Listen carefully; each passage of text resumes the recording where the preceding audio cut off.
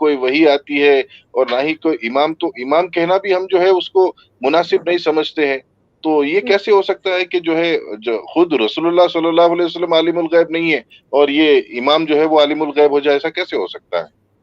بالکل صحیح بات ہے. اور اسی سلسلے میں جو ہے آپ نے بہت بہترین ایک یہ جو واقعہ آپ نے بتایا، بے شک یہودیوں نے دھوکے سے جو ہے وہ 70 صحابہ کو اپنے علاقے کی طرف لے گئے نبی صلی اللہ علیہ وسلم کی حکم سے، لیکن آدھے رستے میں ہی ان بیچاروں کو، ان صحابہ کو شہید کر دیا گیا. اور صحابہ نے آسمان کی طرف آواز لگا کے کہا کہ یا اللہ ہمارے حال کا خبر ہمارے نبی کو پہنچا دیجیے. یعنی کہ اس وقت نبی موجود نہیں تھے، تبھی صحابہ نے اللہ کو پکارا اور اللہ سے کہا کہ اللہ آپ ہمارے حال کی خبر ہمارے نبی تک پہنچا دیجیے. اور اسی وقت جبرائیل علیہ السلام نے نبی صلی اللہ علیہ وسلم کو یہ بتایا. بے شک یہ واقعات ایسے ہی، اور ان واقعات کو پڑھنا چاہیے تاکہ ہمیں اصل اپنے عقیدہ ہے کہ نبی صلی اللہ علیہ وسلم اپنے مرضی سے کوئی بھی چیز کو حلال یا حرام نہیں کر سکتے. ان کو اللہ کے حکم سے ہی ہر چیز ملتی تھی. لیکن ان کے امام کا جیسے ہم نے آپ کو بتایا، آپ حاضر الموجود کے ٹاپک کے اگر ہم رہے تو ان کے امام کا ایک فرمان ہے اسی ٹاپک سے ریلیٹڈ. ان کے امام نمبر فرمان نمبر ہے 128 جی. اس میں کہتے ہیں کہ حضرت امام آقا سلطان محمد شاہ نے فرمایا، جس طرح ابھی تم ہمیں ظاہری میں تخت پر براجمان دیکھتے ہو، اسی طرح تم ہمیشہ ہمیں حاضر اور ناظر سمجھنا. کیا سمجھنا؟ حاضر و ناظر سمجھنا. جس طرح تم ابھی دعا پڑھنے کے لیے جماعت خانے آتے ہو، اسی طرح ہمیشہ آنا، ہم ہر پل تمہارے ساتھ بیٹھے ہیں. یہ ان کے امام کا کلیم کہ میں ہر دفعے ہر جگہ آپ لوگوں کے ساتھ ہوتا ہوں.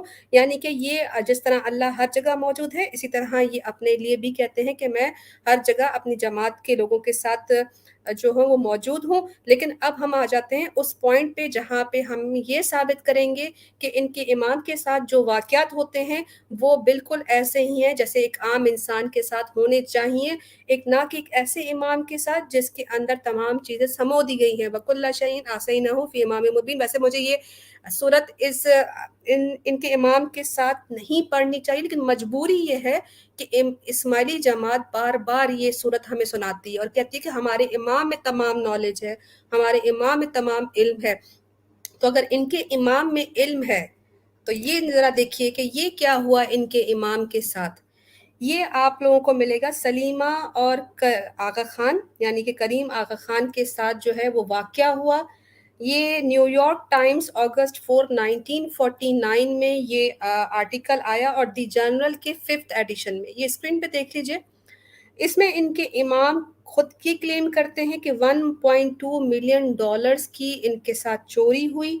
چوری کا میں آپ کو بڑا واقعہ سناؤں تو بڑی آپ کو ہنسی آئے گی. جبکہ نیوز میں آیا تھا کہ تقریباً 4.5 لاکھ کے قریب جولز. اب یہ جولز ان کی گاڑی میں کیا کر رہے تھے اور ان کی بیگم نے اگر پہنے ہوئے تھے.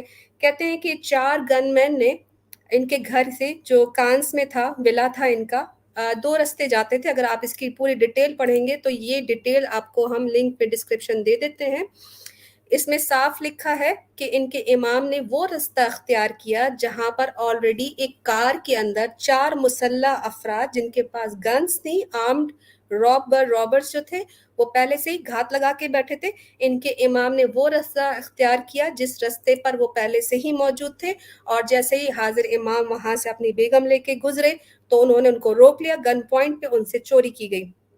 تو یہ کیسے ہو سکتا ہے کہ ہم نے تم میں تمام چیزیں سمو دی ہیں، اور وہ سمونے والے جو علم کا جو منبع جسے کہہ رہے ہیں کہ ہمارے امام کے اندر تمام کائنات کی نالج ہے، اسے یہ کیسے نہیں پتا چلا کہ 4 لوگ ان کی گھات میں کھڑے ہیں، وہ بھی ان کے گھر سے چند قدم کے فاصلے پر. یہ کیسے واقعات ہو رہے ہیں؟ کیا جو اسماعیلی اپنے امام سے یہ دعا مانگتے ہیں کہ آپ ہمیں بری بلاؤں سے بچائیں، آپ ہمیں بری تکلیفوں سے بچائیں، ہماری حفاظت کریں، ہماری تکلیفوں کو دور کریں، وہ خود اتنی تکلیفوں میں آ سکتے ہیں؟ سوال یہ پیش آتا ہے. کامنٹس بھی ہم ساتھ ساتھ دیکھ لیتے ہیں، کافی سارے ہمیں لوگ بھی جوائن کریں. جی نور اللہ بھائی. جی یہ جو خود کو جو حاضر ناظر کا جو لقب دیے ہوئے ہیں، ٹھیک ہے، ابھی 4,50,000 ڈالر 450 4,50,000. اب یہ حاضر 4,50,000 ڈالر چوری ہو گئے. गन पॉइंट पे, ठीक है। अब ये खुद को मुश्किल कुशा कहते हैं।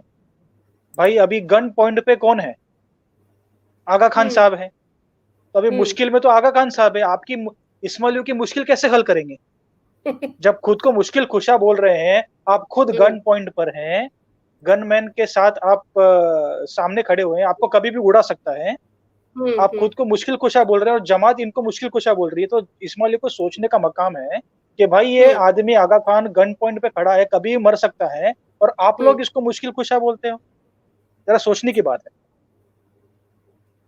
बिल्कुल ठीक। ये आप लोग को स्क्रीन पर दिखाया जा रहा है। आप लोग खुद भी हम तो बल्कि गुजारिश ये करेंगे कि हमारी पूरी रिसर्च को बल्कि आप लोग नहीं एक्सेप्ट करते ना करें, एटलीस्ट जो डिस्क्रिप्शन में आप लोगों को लिंक्स दिए जाएंगे उन पर एक दफ़ा ज़रूर जाइएगा और ख़ुद तहकीक कीजिए कि आप ये जो दुआएं अपनी जमात खानों में मांगते हैं, मैं ज़रा आपकी जमात खाने में मांगी जाने वाली दुआ का एक छोटा सा क्लिप दिखा देती हूँ ताकि आपको अंदाज़ा हो कि आप मांगते क्या हैं और किससे मांगते हैं।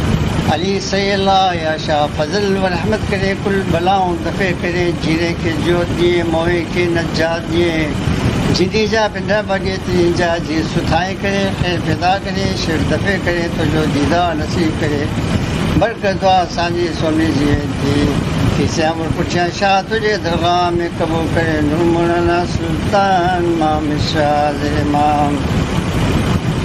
तो वो या शापीर वकील जुमलो जमात मादर पिदर खैश किसावन, जिंदे मुर्दे बंदो सिरता पाओ गुनहगार, या शाह तो गुनाह बख्शन बख्शन हार। बिस्मिल्लाह। जी, कुल आफ़तों को दफ़ा कर, बलाओं को दफ़ा कर, तकलीफ़ों को दूर कर, ये सारी दुआएं जब इस्माइली जमात मांगती है तो क्या इनके ज़हन में ये वाक़यात या इनको बताए नहीं जाते? क्या वजह है? हम अपने पैनलिस्ट से भी पूछेंगे कि ये जो वाक़यात आज हम आप सबके सामने बता रहे हैं, क्या कभी आप जब इस्माइली थे, ये मैं एक्स मिशनरी साहब से भी पूछूंगी, अजीम खोजा साहब से भी पूछूंगी, बिलाल खान भी यहाँ पे मौजूद हैं, सबसे ये पूछूंगी कि जब आप इस्माइली थे तो क्या आपको ये वाक़यात कभी बताए गए थे या मालूम थे लेकिन कुछ ऐसी पट्टी आंखों पे चढ़ी थी कि इन चीज़ों को आप गौर नहीं करते थे? क्या वजह है कि ये तमाम चीज़ें बताने के बावजूद भी कल इस्माइली जमात खाने में जाएगा और अपने इमाम से फिर वही सारी मुश्किल आसानी और परेशानियों से निजात की दुआ मांगेगा? क्या वो गौर व फिक्र क्यों नहीं करेगा? इसकी क्या वजह हो सकती है? मुझे इसका जवाब चाहिए क्योंकि बड़ी एक अजीब सी सिचुएशन है।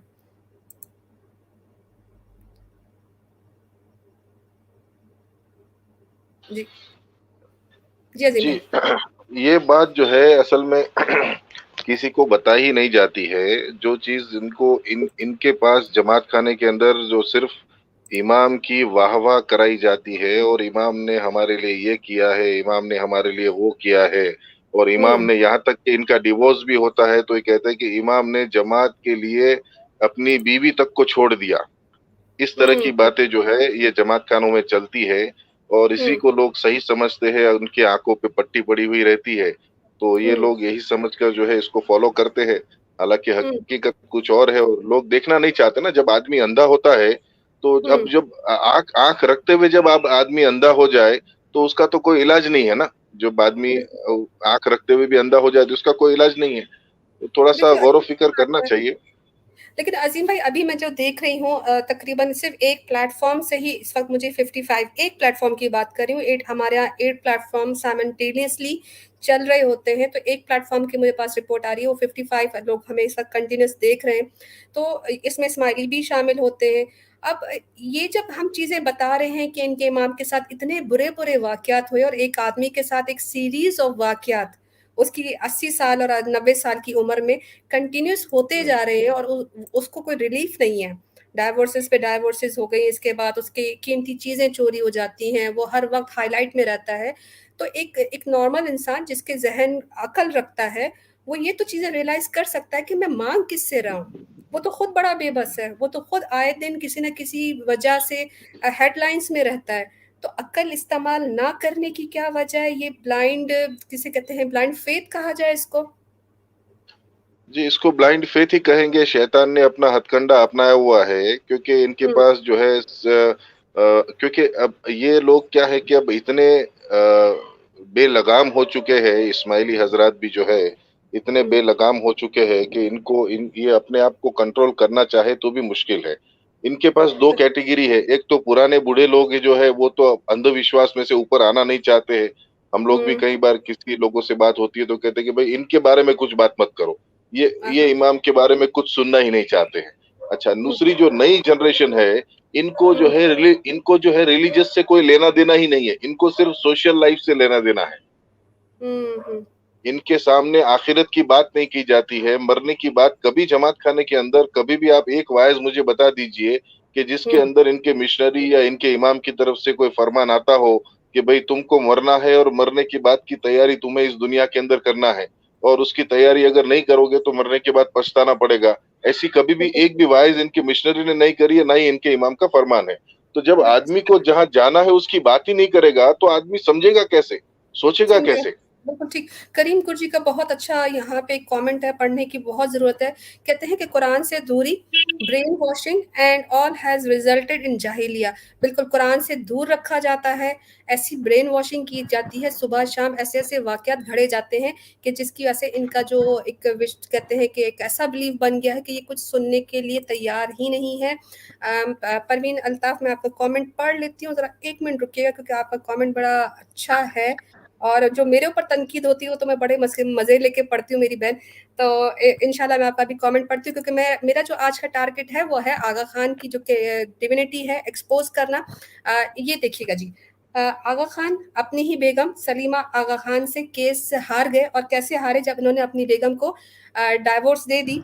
तो independent.co यूके की न्यूज़ में आता है, 23 अक्टूबर की ये रिपोर्ट है और इसमें साफ लिखा है कि आगा Khan fails to stop farmer wife jewellery cell. आगा खान ने जो अपनी बेगम को कुछ जेवरात दिए थे शादी के दौरान अपनी मैरिज में, आगा खान ने चाहा कि उसे रोक दिया जाए और वो वापस ले लिया जाए। आगा खान जो है वो तकरीबन 7 मिलियन, ये स्क्रीन पे चेक कीजिएगा, 7 मिलियन अपनी बेगम को से जो है वो वापस लेने में नाकाम रहे। जो सेल वो करना चाह रही थी, ऑक्शन हो गया और करीम आगा खान जो है वो जेनेवा में ये केस हार गए थे।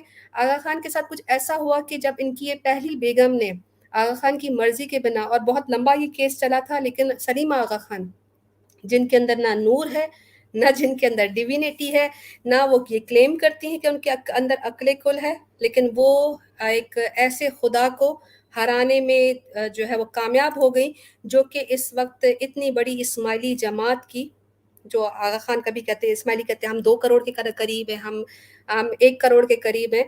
तो उतने बड़ी जमात के खुदा को जो है वो उनकी फॉर्मर वाइफ जो कि मुसलमान भी नहीं है, उन्होंने हरा दिया।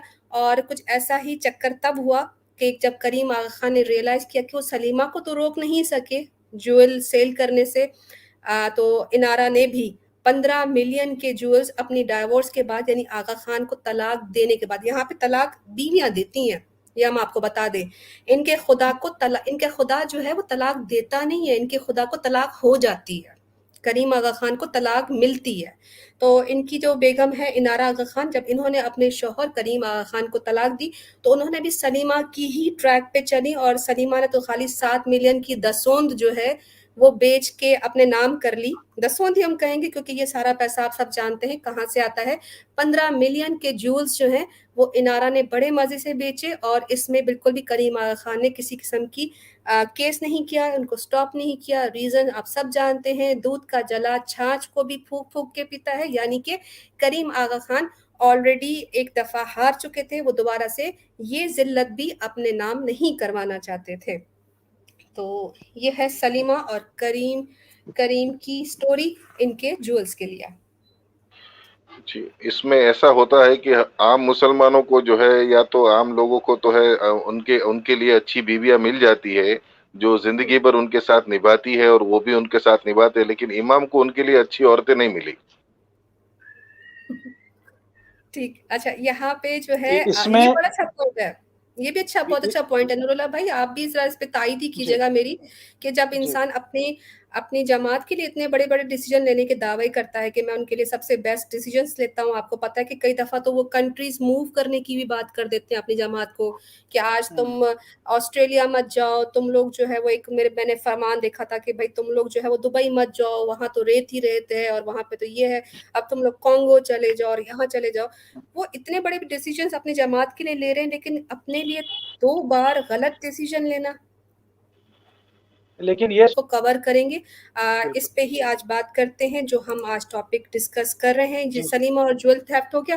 سب سے بڑا یہ کہ کریم آقا خان کے ساتھ ایک اسکینگ فال ان کا ایکسیڈنٹ ہوا, اسکینگ کر رہے تھے 71 ایئرس کی ایج میں. جی حساب لگائیے کہ حاضر امام 71 ایئرس کے تھے اور ان کا جب یہ حادثہ ہوا تب ان کی ریسنٹ ڈائیورس ہوئی تھی انارا کے ساتھ.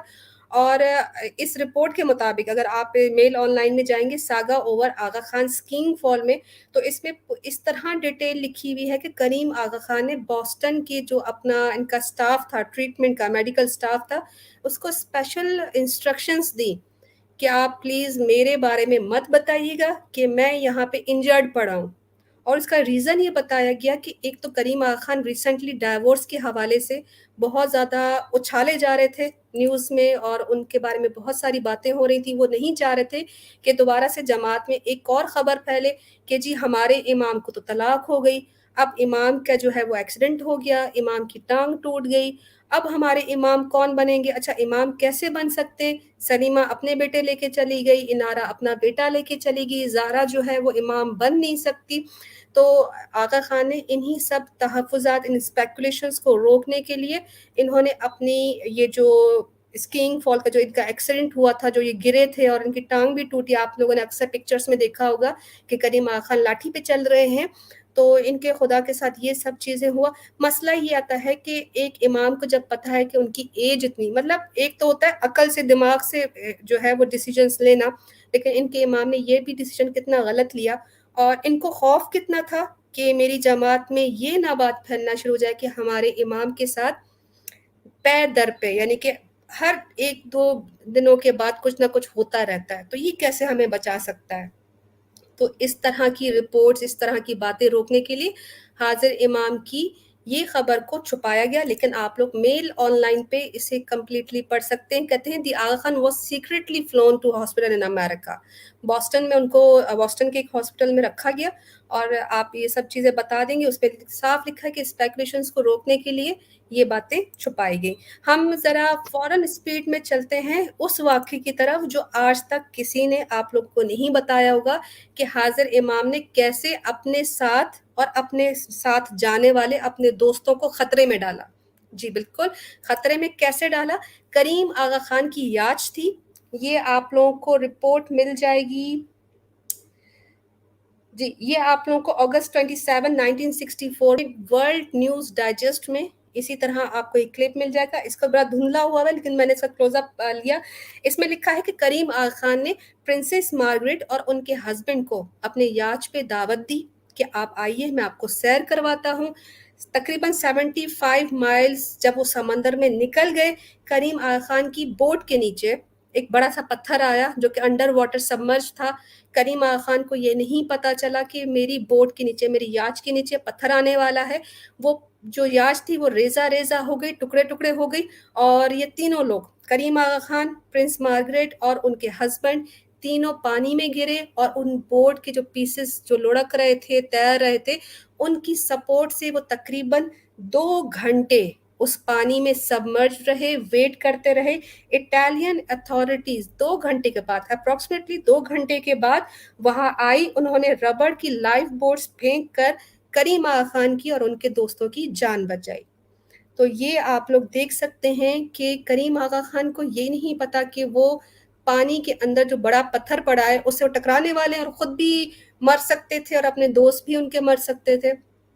اس پہ ایک مشنری کھوجا صاحب نے ایک بڑا اچھا واقعہ بتایا تھا. ان سے ہی پوچھتے ہیں کیونکہ وہ بڑا, جب میں نے ان سے یہ ڈسکس کیا یہ واقعہ تو انہوں نے ایک ابو علی کا واقعہ بیان کیا, امیر علی فینسی کا. مشنری صاحب آپ کا آواز آ رہی ہے؟ ایک ابو علی کا ایک واعظ ہے, اس میں یہ واقعہ بڑے شوق سے اسماعیلی لوگوں کو کہا جاتا ہے, اور یہ برین واشنگ ٹیکنیک کا استعمال کیا گیا ہے. میں پہلے سے ہی کہہ دیتا ہوں اس میں کیا ہے, ٹھیک ہے نا. تو کراچی کے اندر امیر علی فینسی کے گھر پر حال کے حاضر امام تھے, وہ رکے ہوئے تھے, اور ٹھیک اگلے دن اگلی رات کو وہ وہاں پہ سوئے ہوئے تھے بنگلوں کے اندر, اور بنگلے کے اندر امیر علی فینسی بھی تھے. اور جب پوچھا گیا کہ مولا اپنی روم میں نہیں تھے, تو امیر علی فینسی نے کیا کیا کہ وہ اپنا گارڈ تھا بنگلے سے باہر گیا ہے. تو گارڈ نے جواب دیا کہ نہیں, امیر علی صاحب کو وہ بولا کہ بھئی کوئی بھی باہر نہیں گیا ہے. پھر کیا ہوا کہ اگلی صبح مولا جو ہے وہ دروازے کے اندر آئے, اور پھر امیر علی فینسی نے مولا کو پوچھا کہ مولا آپ کہاں گئے تھے؟ تو مولا نے بہت عجیب بات بتائی ہے, سنو مزہ آ جائے گی. تو مولا نے بتایا کہ کونگو کی جماعت دیدار کے لیے آ رہی تھی, وہ طوفان میں یاچ کے اندر پھنس گئی تھی, وہ ڈوبنے والے تھے, انہوں نے مجھے یا علی مدد کر کے پکارا, تو میں وہاں گیا, ان کے ڈوبتے ہوئے جہاز کو میں نے بچایا, اور اس کام میں نے کیا جو یا علی مدد کہنے کے میں ان کے پاس چلا گیا. اور بالکل ایسے جو مشکل آسان کرنے والے ہیں, جیسے اسماعیلی بھائی دعا مانگتے ہیں کہ بھائی مشکل آسان مولا کر سکتے ہیں, تو یہی بات اس نے بالکل ایسے لاجک اور فیکٹ سٹوری جو کچھ بھی ہوئی وہ ہمارے سامنے ہے کہ لوگوں کی برین واشنگ کتنی کی جاتی ہے, اور بات کو بھر بھر کے لوگوں کو بتایا جاتا ہے کہ یا علی تو رحم کر, یا مولا تو فضل کر, امام ہے زندہ اور قائم پایا ہے, امام بولتا قرآن ہے, امام مشکل آسان کرنے والا ہے, امام مظہر اللہ ہے. یہ سبھی بات مشنریوں کے دوارے ہمارے سبھی اسماعیلی بھائیوں کو بالکل واضح طور سے اپنی وائزوں کے اندر بالکل صاف صاف بتا دی جاتی ہے. جو خود کی مشکل آسان نہیں کر سکتا ہے, جیسے ہم نے آگے آپ کو بتایا کہ جو تھوڑا چوری ہو گیا اس کی خود کی مشکل تھی, وہ خود بھائی مشکل میں گر گیا, وہ خود اپنی مشکل جو دور نہیں کر پایا, وہ آپ کا مشکل کشا کیسے ہو سکتا ہے. اور یہاں پر بھی پانی کے اندر وہ پھنس گئے اور پتھر کے ساتھ ان کی یاد ٹکرا گئی, تو کیا یہاں سوال یہ نہیں ہوتا ہے کہ امام کو جو آپ عقل کل کہتے ہو, یہاں پہ تو ان کو معلوم ہونا چاہیے تھا کہ بھائی تھوڑی دیر کے بعد میرے ساتھ کوئی حادثہ ہونے والا ہے, کسی کی جان خطرے میں پڑ سکتی ہے, تو میں کچھ اور انتظام کروں, تو لیکن وہ تو یہ نہیں کر پائے وہاں پہ. اسی طرح سے یہ وہی بات ہو گئی جیسے فرعون کے لشکر کے ساتھ اور فرعون کے ساتھ ہوئی.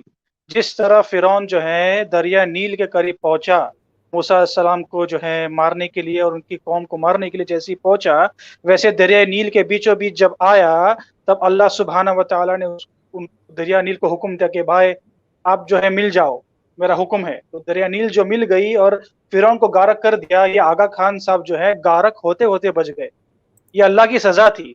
یہ اسماعیلیوں کو غور کرنا چاہیے کہ بھائی یہ خود کو جو مشکل کشا کہہ رہا ہے, حاجت روا کہہ رہا ہے, جو خود مشکل میں اللہ نے اس پہ مشکل ڈالی ہے, آفت ڈالی ہے, دریا کے بیچوں بیچ جو ہے پتھر ٹکرا کر مرنے والا تھا یہ تمہارا مشکل کشا, یہ اللہ نے سزا دی ہے ان کو. تو یہ سوچنا چاہیے کہ یہ کیسے پھنس گیا, یہ کیسے مشکل کشا ہو سکتا ہے جب خود اللہ سبحانہ و تعالی نے سزا دی ہے. اس کو سوچنے کا مقام ہے.